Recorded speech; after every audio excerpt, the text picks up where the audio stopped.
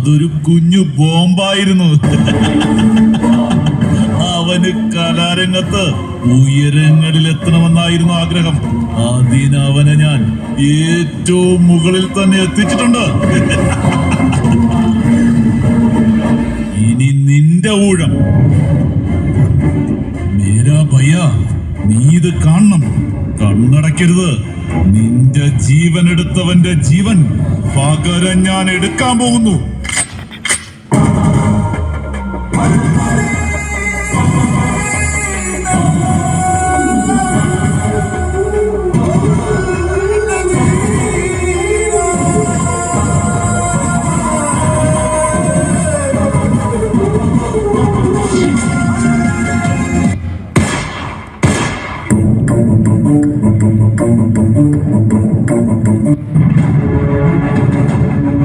ഇത് ഭാരതമാണ്.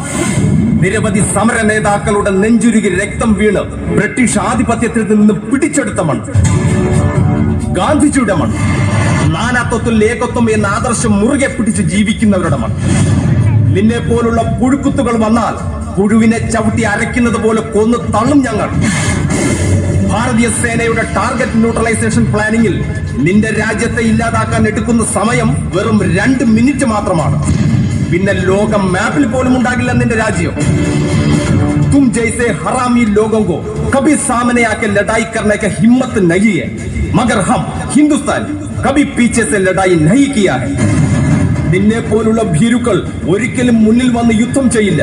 ഞങ്ങൾ പിന്നിൽ നിന്ന് ആക്രമിക്കാറുമില്ല.